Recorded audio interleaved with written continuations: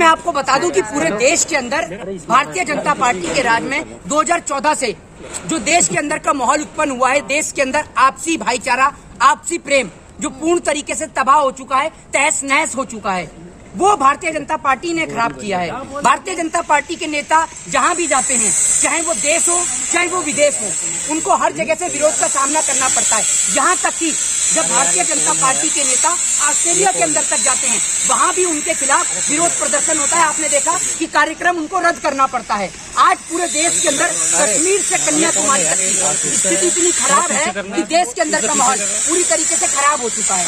आज कश्मीर के अंदर लगातार लोग मारे जा रहे हैं। कश्मीर के अंदर के चाहे वो पुलिस कांस्टेबल हो, कश्मीर के अंदर के रहने वाले आम नागरिक हो, कश्मीर के अंदर के राहुल भट्ट हो, कश्मीर के अंदर के मुदस्सिर अहमद शेख हो, कश्मीर के विजय कुमार हो, या फिर आज के दिन, मैं आपको आज के दिन की घटना बता रहा हूँ। आज के दिन की कश्मीर के अंदर जो वहाँ के जो माइग्रेंट जो लेबर थे, उनको भी आतंकवादियों ने शूट किया है। मैं आपको बता दूं, ये सबसे बड़ा सरकार का नाकामयाबी का फेलियर रहा है। गुड़गांव के अंदर आज वहाँ के जो माइग्रेंट जो वहाँ के लेबर के मजदूर थे, उन लोगों को गोली मारी गई आतंकवादियों के द्वारा। तो अभी तो 2 दिन में 2 बार बैठक कर चुके हैं अभी दोबारा गृह मंत्री अमित शाह, तो अभी तक भी आपको लग नहीं रहा है कि जो भाजपा साफ हो पाएगा, कश्मीर में लोगों की मदद कर पाएंगे?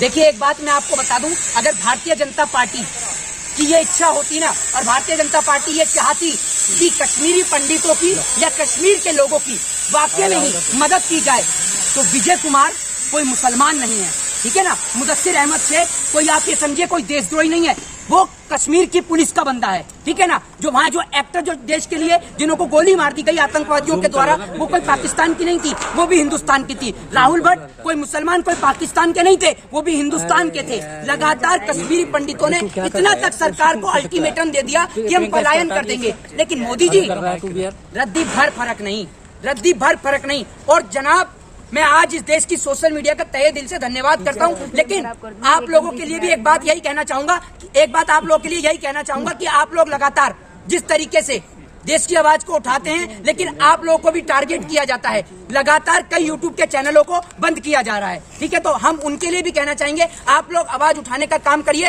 पूरा देश आपके साथ है। लेकिन जिस तरीके से कश्मीर के अंदर लगातार कश्मीर के लोगों को मारा जा रहा है, मेरी कश्मीर के लोगों से बात हुई, पता है आपको कश्मीर के लोग कितने डर और दहशत के अंदर है। कश्मीर के लोगों का साफ तौर पे कहना है, मेरी कश्मीर के लोगों से बात हुई, लेकिन मैं आपको उनकी रिकॉर्डिंग्स नहीं सुना सकता हूँ। उसके पीछे का कारण ये है कि वो लोग ये कह रहे हैं कि अगर आप हमारी रिकॉर्डिंग यहाँ पर न्यूज चैनल्स में सुना देंगे, तो हमारा जो है यहाँ पर हमारे को गोली मार दी जाएगी।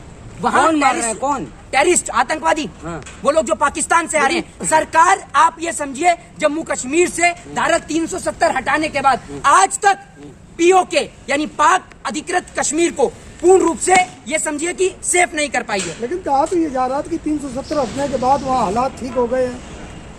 कहने को तो मैं ये कह दूं कि आप 10 करोड़ रुपए चोरी करके भागे हैं, विजय माल्या आप ही हैं, तो आप दे देंगे क्या बैंक का सारा पैसा? बताइए, अब क्यों चुप हो गए? सवाल करने बाद क्यों भड़क रहे हो? अरे मेरी बात सुनिए, मुझे पता है कुछ ना बीजेपी समर्थक कार भी हैं, मेरी बात सुन लीजिए।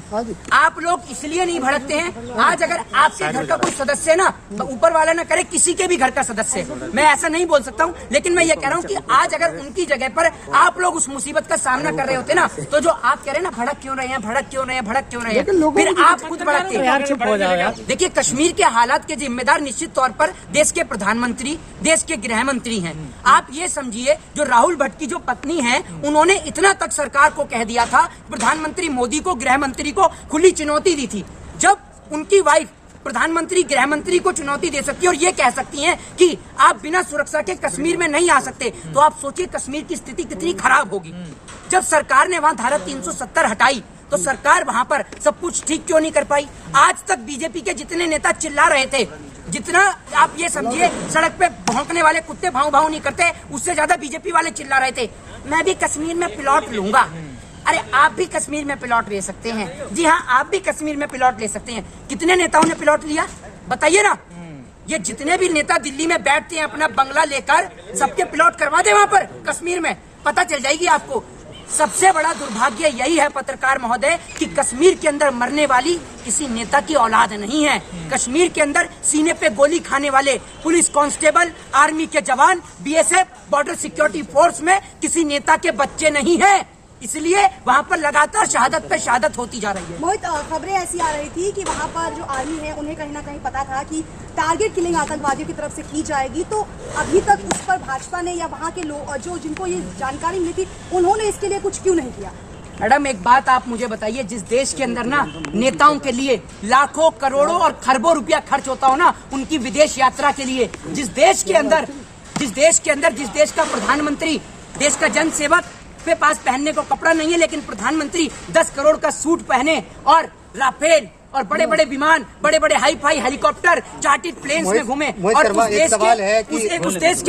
उस देश के जो आर्मी ऑफिसर्स हैं उनको बस के अंदर भेजा जाए, गाड़ी के अंदर भेजा जाए और उसमें भी उनको सुरक्षा प्रदान नहीं करी जाए। उस दिन मेरे को सरकार के ऊपर सवाल खड़े करने की मंशा हो गई थी और मैं समझ गया था कि सरकार कितने निचले स्तर की सरकार है। ये बीजेपी इस प्रकार की सरकार है कि अक्षरधाम मंदिर पे हमला, गांधार हाईजैक, पुलवामा अटैक, संसद पे हमला, इन सब की तारीख मिलाइए और भारतीय जनता पार्टी के चुनाव की तारीख मिलाइए। ये सिर्फ एक ही काम जानती है और वो है नाम बदलना। नाम बदलने के अलावा कुछ नहीं। मोहित शर्मा, तो चुनाव है, ऐसी हरकतें हो रही हैं। निश्चित तौर पर हो रही हैं। मोहित शर्मा, प्रधानमंत्री मोदी के एक इशारे पे जो है यूक्रेन और रूस का जो है युद्ध रुक जाता है 3 घंटे के लिए, तो कश्मीर में जो हत्या हो रही है वो क्यों नहीं रुक पा रहा है? मतलब ये पुतिन जो है वो हाथ में फोन लेके इंतजार कर रहा था, बच गया। मोदी जी का ही है। अरे मैं कह रहा हूँ कुछ घंटे के लिए जरा युद्ध जो है वो स्टॉप ही कर दो। कुछ नागरिक फंस रहे हैं हमारे, वो वापस इंडिया आ जाए, फिर तुम चालू कर लेना अपना खेल तमाशा। लूडो का खेल चल रहा है ना ये है, और मोदी जी के कहने से बंद कर देंगे। मतलब वो यूएनओ के कहने पर, संयुक्त राष्ट्र संघ के कहने पर, यूनाइटेड नेशन ऑर्गेनाइजेशन जिसमें वीटो पावर वाले 7 देश हैं, अमेरिका, ब्रिटेन, चीन, रूस और फ्रांस, उनके कहने पर 5 देश जो हैं, ठीक है, उनके कहने पर वो युद्ध बंद नहीं कर रहा है, लेकिन मोदी जी के कहने से बंद कर देता है। भैया कहाँ से पढ़ा था आपने ये बताइए ना। बयान है भाजपा के नेताओं का, बयान है, वो नितिन गडकरी ने बयान दिया है। भाजपा के नेता तो इस तरीके का बयान भी दे देते हैं। देखा नहीं आपने कि मैं चाहता हूं कि पूरे देश में आरएसएस का झंडा लहरे, तो आप चाहते देश का झंडा तिरंगा नहीं चलेगा, 2 रंगा, हमें तिरंगा ही चाहिए। और ये तिरंगा अपनी आन बान शान के लिए जाना जाता है, हमें कोई और झंडा नहीं चाहिए। बड़े गर्व के साथ, और वो माँ कोई अच्छे कर्म करती है जो ऐसे बेटे को जन्म देती है जिसका बेटा तिरंगे में लिपट कर आता है, ठीक है ना। और वो माएँ आंसू नहीं बहाया करती, उनके पिताजी आंसू नहीं बहाया करते, बल्कि छाती चौड़ी करके कहते हैं कि मेरा बेटा देश के खातिर शहीद हुआ। ये नहीं होते कि बिना क्रिकेट खेले बीसीसीआई में सचिव बना दें। और अमित शाह मीटिंग कर रहे हैं, क्या पता फिर मीटिंग के अंदर ये कह दें जैसे पिछली बार कह दिया था कि वो मोर आया और मोदी जी के उस पे शीशे पे टक टक करने लगा। मोदी जी समझ गए कि मोर भूखा है। ये मीटिंग करेंगे। क्रिकेट का मैच जब ये आईपीएल देख रहे थे ना, कश्मीर के अंदर बुरा हाल था। कश्मीर का स्थानीय निवासी मर रहा था, कश्मीर का पुलिस वाले मर रहे थे, कश्मीर के जवान शहीद हो रहे थे, लेकिन प्रधानमंत्री बना रहे थे 8 साल बेमिसाल और गृह मंत्री आईपीएल देख रहे थे। कश्मीर फाइल पे तो इतने बवाल मचा था मोहित जी, वो लोग कहाँ हैं? इनको तो ढूंढ कर लाइए। ये मिथुन चक्रवर्ती तो भारतीय जनता पार्टी का इतना बड़ा समर्थककार है, और जितने भी लोग फिल्म देख के आ रहे थे सबके सब। क्या हो गया? कश्मीरी फाइल्स देखे मेरे को बड़ा दुख हुआ। अनुपम खेर भी कह रहे थे। मोहित शर्मा रो क्यों रहे? मोहित शर्मा रो क्यों रहे? मोहित शर्मा रो क्यों रहे? मैं रो नहीं रहा हूँ, ये मैं आपको बता रहा हूँ। एक्टिंग कर रहे हो मोदी जी की तरह। ये एक्टर जो हैं, आप तो मोदी जी को एक्टिंग करते हैं। अरे मोदी जी मैं आपको बताऊँ, मोदी जी तो इतने बड़े एक्टर हैं कि एक आदमी को रोने के लिए आंख में ग्लिसरीन की जरूरत होती है। अगर एक्टर की आंख से जो आंसू आता है ना, वो ग्लिसरीन डालने के बाद आता है। मोदी जी तो इतने बड़े एक्टर हैं कि कहीं भी खड़े खड़े रो जाते हैं, और उनको देखते देखते अब तो योगी जी भी सीख गए हैं। वो सदन में रो देते हैं योगी जी भी खड़े खड़े। मोदी जी कहते हैं मेरी जान को खतरा है। जिस देश के प्रधानमंत्री की जान सुरक्षित नहीं है, वो जनता को कहां से सुरक्षित रखेगी? रुमाल में ग्लिसरीन लगा रखी? नहीं, मेरे को ग्लिसरीन की जरूरत नहीं है। मेरे लिए मेरे कश्मीर के लोगों का दर्द और पूरे हिंदुस्तान का दर्द मेरे सीने में है। मेरे को किसी के आगे आंसू बहाने की जरूरत नहीं है। मैं कश्मीर के लोगों के लिए अगर कुछ कर सकूं तो वो मेरे लिए बड़ी बात है। किसी को आंसू बहाकर मेरे को दिखाने की जरूरत नहीं है। और ये जो अनुपम खेर हैं, ये बीजेपी के इतने बड़े समर्थककार हैं, फिल्म बनाते हैं the accidental prime minister. Film नहीं बनाई गई आपसे पृथ्वीराज। ये अक्षय कुमार है, ये कि मुगलों के इतिहास बताए जाते हैं, हिंदू राजाओं के इतिहास नहीं बताया। हाँ, ये कनाडा वाला बताएगा ना हिंदू राजाओं के इतिहास, है ना। ये कनाडा वाले से पूछिए ना जाकर कि आप हिंदुस्तान के नागरिक हैं भी या नहीं। कनाडा की नागरिक लिए बैठे हैं। और दूसरी बात ये बोलते हैं डाने डाने में केसर का दाम, ठीक है। अपने आज तक इन्होंने अपने घर वालों को खिलाया केसर? एक बात आप मुझे बताइए, पैसे लेते हैं 5 रुपए में केसर मिल जाएगा आपको? इतना सस्ता हो गया केसर? दुनिया है मुंह में गुटखा और कदमों में हाँ हाँ, कदमों में दुनिया देख।